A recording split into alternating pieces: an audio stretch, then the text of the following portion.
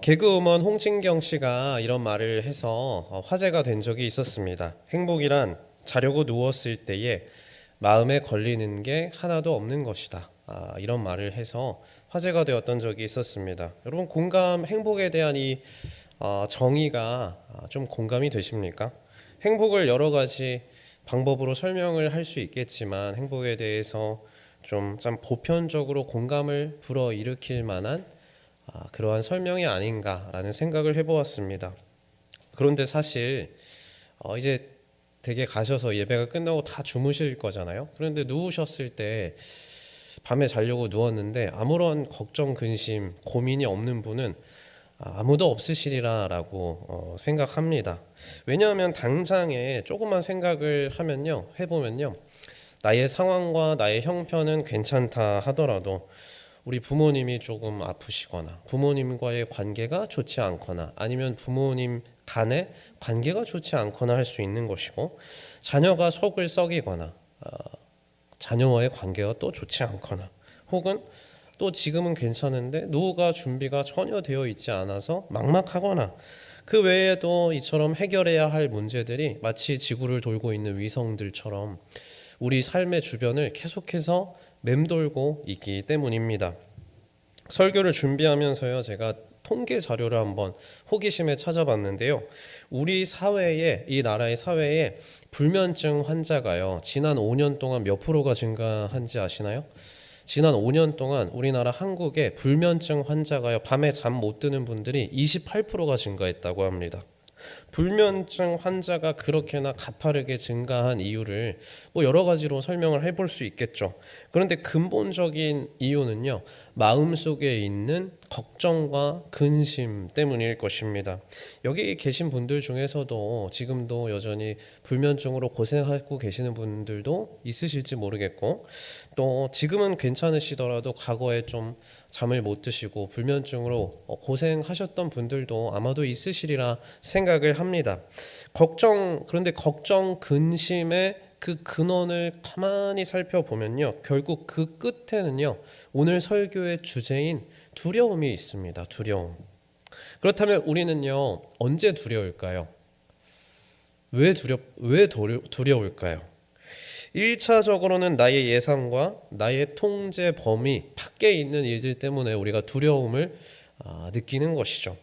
나의 예상과 다르게 흘러가는 일들이 있어요. 그럼 걱정이 듭니다. 두렵죠. 마음대로 통제가 되지 않아요. 그것을 문제라고 부르죠. 그 문제 때문에 우리는 걱정, 근심이 되고 또 두렵습니다. 예를 들어서 그동안 열심히 어떤 시험을 준비했는데, 또 어떠한 프로젝트를 열심히 준비했는데 그게 나의 기대만큼 잘 되지 않을까 하여서 근심, 걱정이 되고 두렵습니다. 얼마 전에 건강검진을 받았는데 요즘에 어디가 좀 특정 부위가 아픈 거예요. 그래서 내 몸에 혹시 큰 문제가 생겼나? 두려움이 생기는 겁니다.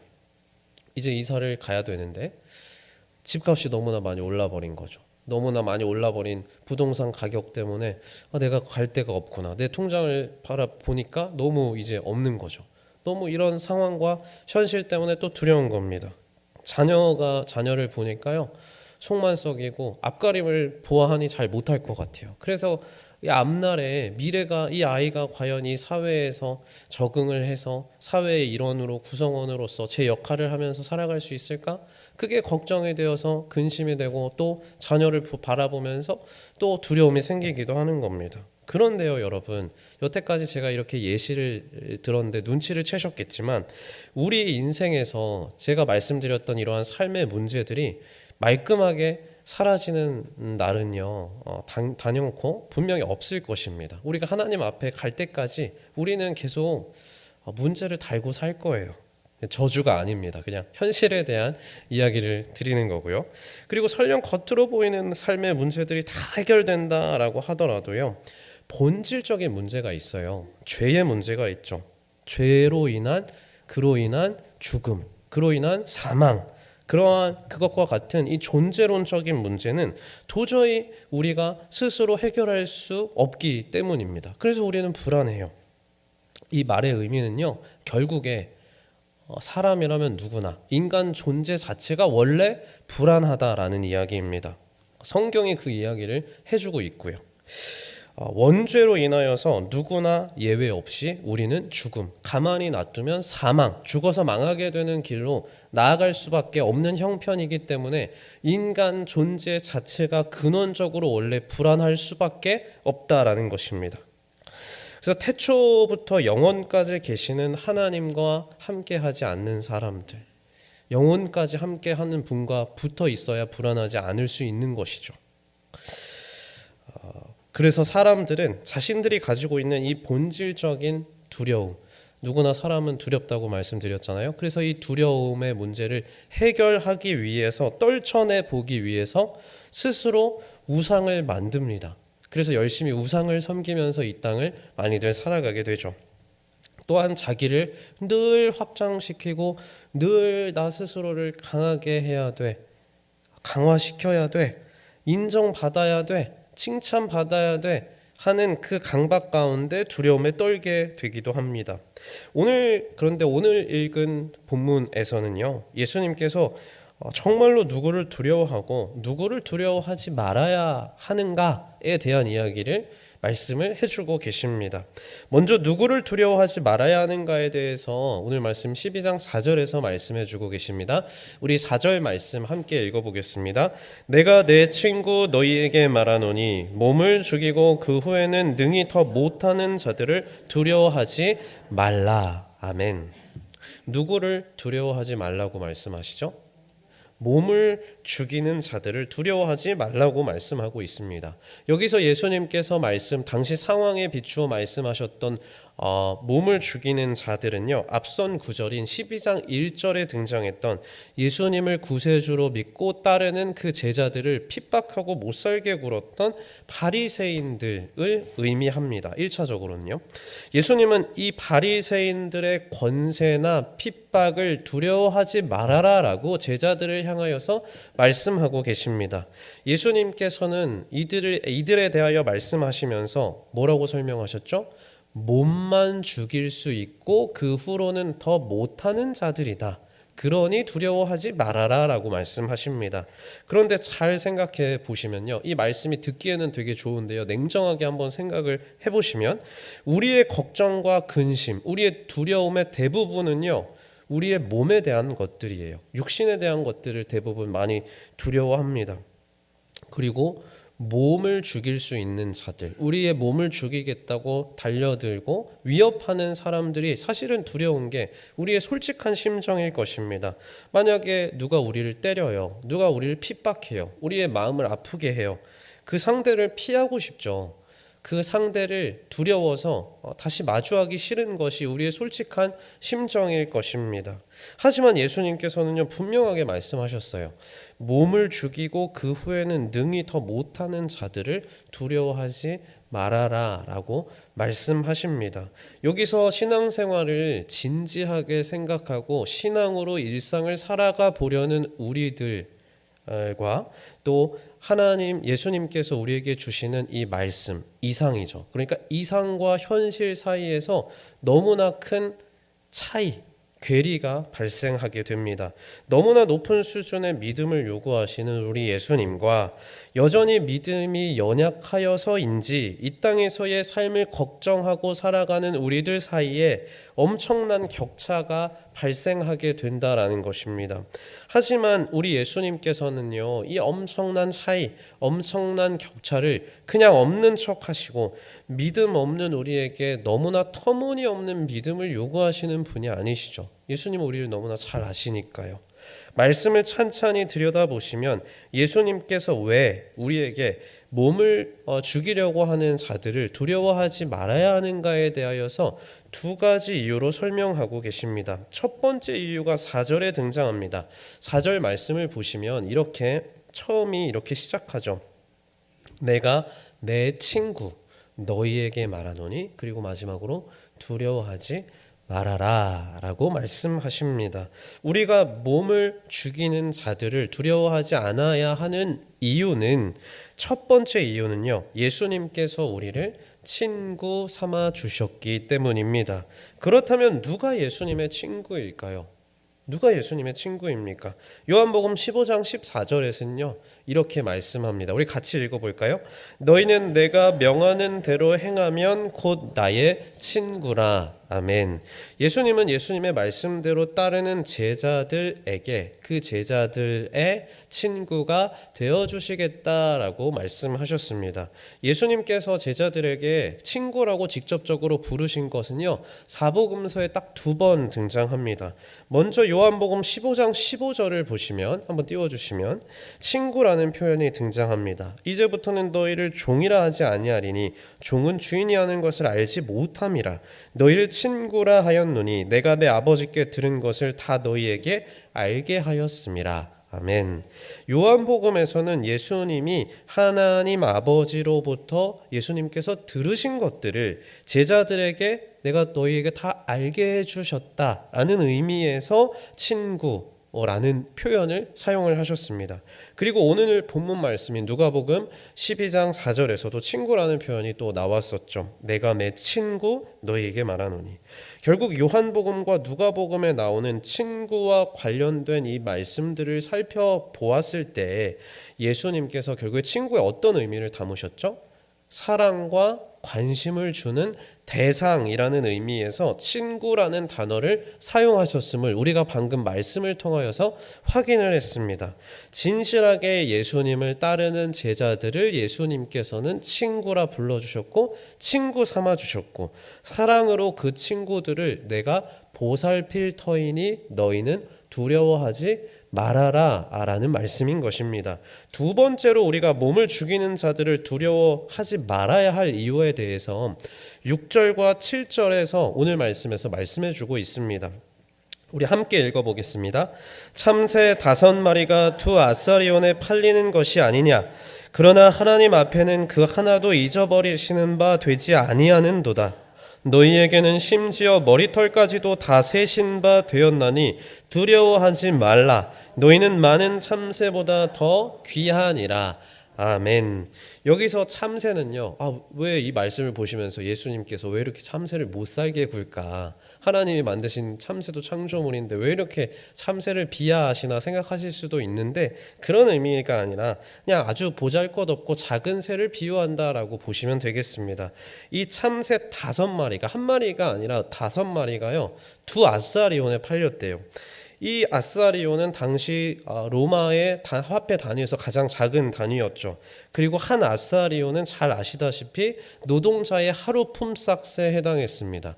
그런데 하루 품삯의 16분의 1에 해당했습니다. 그러니까 아주 작은 단위인 거죠. 그러니까 오늘날로 따지자면 그 생명값이 몇천 원 정도 되는 거겠죠. 몇천 원 정도밖에 되지 않는 참새도 하나님이 잊지 않으시고 챙기시는 분이신데 그보다 훨씬 더 귀한 우리들을 하나님께서 우리의 머리카락을 세실 정도로 관심을 가지고 계시고 늘 지켜보고 계시고 아주 살뜰하게 챙겨주신다라는 말씀인 것입니다.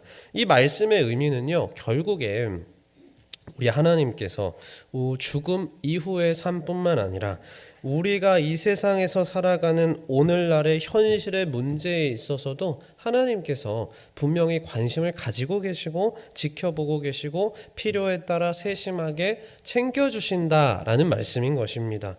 그러므로 우리가 몸을 죽이는 자들을 두려워하지 않아도 되는 두 번째 이유는 예수님뿐만 아니라 창조주 하나님께서도 우리의 머리카락을 세실 정도로 우리 존재를 귀히 여기시고 보살피고 계시기 때문입니다. 정리하자면요, 첫째로 예수님께서 우리의 친구가 되어주셔서 관심과 애정을 가지고 우리를 돌보아주고 계시고, 둘째로 하나님께서 우리의 머리카락을 세실 정도로 우리의 존재를 너무나 잘 아시고 우리의 존재를 보살피고 계시니 결코 두려워하지 말아라 라는 것이 오늘 말씀의 의미이자 내용인 것입니다. 말씀을 준비하면서 제가 떠오른 저의 이야기가 있습니다. 그래서 잠시 제가 경험한 이야기를 이 시간 좀 나누고자 합니다. 제가 2022년도 1월에 저희 보광중앙교회에 이제 담당 교구 목사로 부임을 하게 되었습니다. 제가 온 지 벌써 여러분 3년 차입니다. 믿어지십니까? 2년이 넘고요. 벌써 이제 새해가 되어서 벌써 이제 3월이 다 돼갑니다. 시간이 정말 빠르죠. 전임 부목사로 이제 부임을 하면서 교회를 자주 오니까 이 근처로 이제 또 집을 얻어야 했는데, 당시 이제 2년 전에 한창 전셋값이 좀 많이 올라가 있는 상태였습니다. 게다가 지역 재개발로 인하여서, 그 이슈로 인하여서 겨울이었는데 매물이 너무 없는 거예요. 매물들도 없고 뭐 이제 찾아봐도 이제 1년만 하시고 나가셔야 됩니다. 뭐 거의 이런 식이고 하니까요, 참 답답했습니다. 그렇게 구하다 보니까 예상보다 비싼 가격에 또 전세를 구하게 됐어요. 집을 구하게 됐고, 전세금을 이제 마련을 해야 되니까 대출을 또 받아야죠. 대출을 하려고 은행을 또 계속 다녔어요. 아내와도 함께 가보고 거절당하고, 아내와 또 따로 다니면서 또 계속 거절을 당하고 했습니다. 갈 때마다 대출이 어렵습니다라는 이야기를 또 듣게 된 거예요. 그 이유는요, 하필 아내도 제가 이제 사역지를 이제 사실은 직장을 옮긴 거잖아요. 새롭게 부임을 했으니까. 이렇게 하는 타이밍에 맞춰서 같이 아내도 이직을 하게 되었던 겁니다. 현 직장에서, 여러분들 알아두시면 좋은 정보입니다. 현 직장에서 이제 3개월 미만 근무를 했을 때에는요, 대출이 불가하다라는 그런 게 있더라고요. 그래서 저희는 몰랐습니다. 그래서 그 이유 때문에 대출이 불가합니다 하고 번번이 거절을 당하는 거예요. 저희의 상황이 어땠냐면요, 이미 전셋집을 힘겹게 찾아서 여기마저 놓치면 갈 데가 없다 생각하고 계약을 한 거죠. 이제 계약을 하면 뭘 냅니까? 계약금을 내요. 적지 않잖아요, 그 계약금이. 계약금까지 냈고 이제 계약을 취소하기도 어려운 상태였습니다. 그렇게 잔금을 치러야 하는 날짜, 그때가 이제 이사하기 한 18일 전이었습니다. 엄청 이제 기간이 없는 거죠.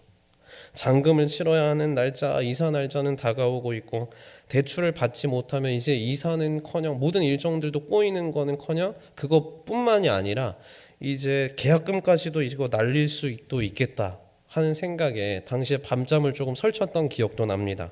그러던 어느 날에 이제 용산구청에 신한은행이 있습니다. 거기로 이제 대출을 알아보러 간 적이 있었어요. 이제 부임 초기라 이 지역도 제가 잘 몰랐잖아요. 잘 모르니까 한번 좀 알아봐야겠다 하면서 걸어갔습니다. 걸어서 은행까지 이제 걸어갔는데, 걸어가면서 제 마음이 좋았을까요? 대출 받기도 싫은데 이제 대출도 안 해준다고 하니까 마음이 별로 안 좋은 거죠.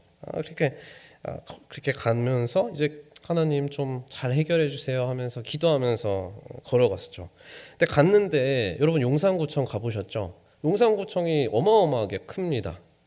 그래서 그 용산구청 안에 은행이 있다고 하는데 은행을 찾을 수가 없는 거예요. 입구를 못 찾겠습니다. 대출 받는 게 이렇게 어렵습니다, 여러분. 아무튼 그렇게 잠시 이제 헤매고 있는데, 헤매다가 도대체 어디냐 이러고 있는데, 어떤 분이 이제 담배랑 라이터를 들고 긴 계단을 올라오고 계시는 거예요. 근데 어떤 분이 올라오셔서 제가 헤매고 있는 것처럼 보였나 봐요. 그래서 혹시 은행 오셨냐고 물으시고 저 따라오시라고 저를 안내하시는 겁니다. 그분이 담배 피려고, 용산구청 가보신 분들은 아시겠지만 담배 피려고 올라오신 계단이 되게 많았어요. 되게 깊었습니다. 그런데 도와달라고 요청도 하지 않은 저 때문에 무려 그 계단을 다 내려가셨어요. 다시. 무려 담배도 하나도 안 피시고요. 그리고 나서 원래 이쪽 문은 그때 코로나였거든요. 코로나 때문에 이용이 불가한데요, 제가 특별히 열어드릴게요 하면서 뒷문까지 열어주시는 거예요. 이분이 유니폼을 안 입고 계셨어요. 그런데 이제 생각해 보면은 은행 관련된 분이셨던 것 같습니다. 제가 이렇게 예상치 못한 호의를 받았잖아요. 야, 뭔가 이번엔 되려나 보다. 그런 생각이 들었습니다. 그렇게 대출을 담당하시는 직원분에게 제가 이제 가져온 서류를, 여자분이셨는데 이제 뭐 대출 받을 때 막 서류 엄청 많이 내더라고요. 그래서 엄청 많이 가져와가지고 다 냈죠.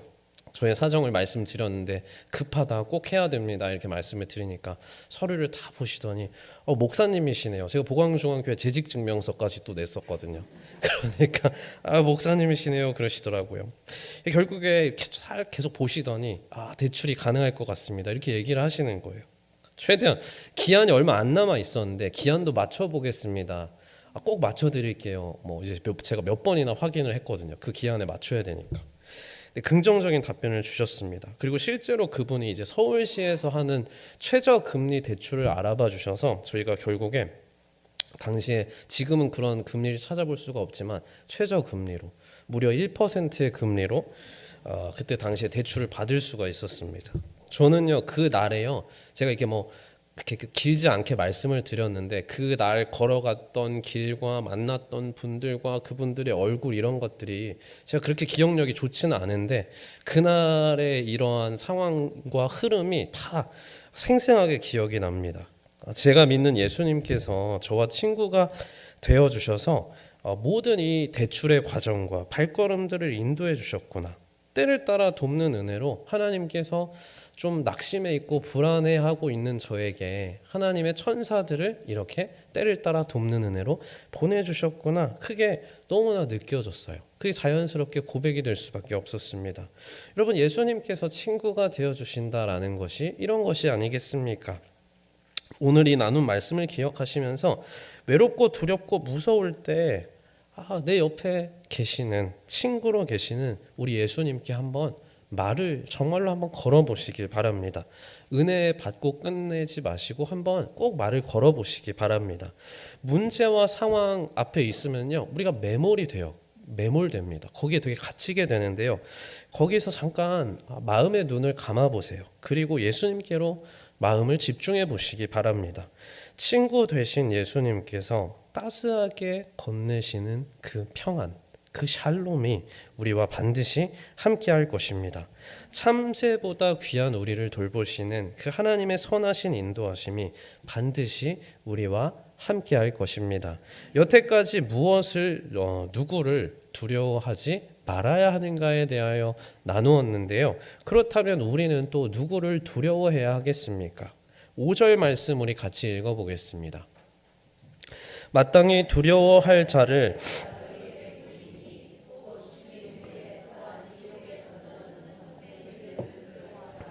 내가 참으로 너희에게 이르노니 그를 두려워하라. 아멘. 그를 두려워하라라고 여기서 말씀하고 있는데요. 여기서 그가 누구일까요? 사람이 마땅히 두려워해야 할 분 하나님이십니다. 왜냐하면 창조주 하나님께서 말씀이 설명하고 있듯이 최후 심판의 때에 죄인을 영원한 형벌의 장소인 지옥에 보낼 수 있는 권한을 가지신 유일한 분이시기 때문입니다. 그분이 바로 하나님이시기 때문에 하나님을 마땅히 두려워해야 한다, 두려워할 줄 알아야 한다라고 말씀하고 있습니다. 여러분, 우리가 마땅히 두려워해야 할 존재는 하나님이시죠. 그리고 우리가 두려워하지 말아야 할 존재는 우리에게 문제가 되는, 우리에게 문제를 던져주는 사람과 상황입니다. 잘 들여다보시면요. 그런데 잘 들여다보시면 우리가 사람을 두려워하는 근본적인 이유는요. 마음 가운데에 그 사람을 바라보는 그 마음 가운데에 그 사람에 대한 불신이 있기 때문이에요. 사람을 믿는다고 하지만 100% 믿지 못하기 때문인 것이죠. 반대로 말하자면 그 사람이 언제나 항상 나에게 유익이 될 것이다 하는 믿음이 내 안에 없기 때문입니다. 하지만 하나님의 경우엔 다르죠. 우리가 하나님을 두려워하면요, 하나님은 우리를 만드시고 계획하신 그 목적에 따라, 계획에 따라 최선의 길로 하나님은 우리의 앞길을 인도해 가십니다. 우리가 하나님을 진정 두려워하면요, 하나님의 말씀과 하나님의 질서대로 진정 우리가 두려워한다면 그렇게 살아갈 수밖에 없기 때문입니다. 적어도 살려고 노력하게 되기 때문이죠.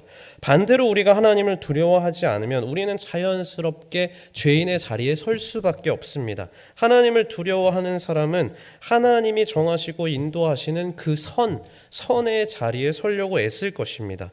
하지만 하나님을 두려워하지 않고 무시한다면 나도 모르는 사이에 우리는 죄인의 자리에 설 수밖에 없습니다. 왜냐하면 하나님이 선과 악의 기준이시기 때문이죠. 옳음과 그름을 나누신 분이시기 때문입니다. 그런데 그 하나님을 모르고 하나님 옆에 붙어있지 않다면 죄인이 될 수밖에 없는 게 우리의 처지이고 우리의 현실이다라는 것입니다. 여러분, 우리가 선과 악의 기준이 되시는 하나님을 알면 알아갈수록, 그래서 그 하나님을 두려워할수록 아주 역설적으로 우리가 사람을 두려워하면 사람을 멀리하게 되는데요. 하나님을 두려워하면 두려워할수록 그분의 크신 사랑을 점점 더 크게 알아가게 될 것입니다. 이게 신앙의 신비죠. 하나님과 사람의 다른 점입니다. 그 크신 사랑 안에서 우리의 두려움이 거룩한 긴장감으로 변화할 것입니다. 그리고 그 거룩한 긴장감을요, 우리는 경외심이라고 부릅니다. 이 경외심, 거룩한 긴장감을 우리는 일종의 영성이라고 봐도 될 것입니다. 그리고 이 거룩한 긴장감, 경외심을 가졌음에도 불구하고 여전히 내가 죄로부터 완전히 자유로울 수 없는 죄인이구나 라는 것을 깨닫게 되죠. 그렇게 깨닫게 될 때 주여 나를 불쌍히 여기소서, 저의 모습이 여전히 이렇습니다 하는 탄식이 나오게 되는 현실을 내가 신앙생활의 연수가 이렇게 쌓였는데도 하게 될 때, 그런 현실을 마주하게 될 때 우리는 그때서야 비로소 예수 그리스도 십자가 보혈의 능력을 더욱더 붙잡게 되는 것입니다. 예수님이 그래서 나를 위해서 오셨구나 라고 진정 통탄하면서 마음으로 알게 되는 것이죠. 예수님께서는 이러한 우리의 현실을, 예수님이 필요한 현실을 너무나 잘 알고 계셨습니다. 그래서 8절과 9절, 오늘 말씀 8절과 9절에서 예수 그리스도만이 심판의 때에 우리를 의인 만들어 주시는 유일한 분이심을 증거해 주고 계십니다. 제가 읽어드리겠습니다. 내가 또한 너희에게 말하노니 누구든지 사람 앞에서 나를 시인하면 인자도 하나님의 사자들 앞에서 그를 시인할 것이요 사람 앞에서 나를 부인하는 자는 하나님의 사자들 앞에서 부인을 당하리라. 아멘.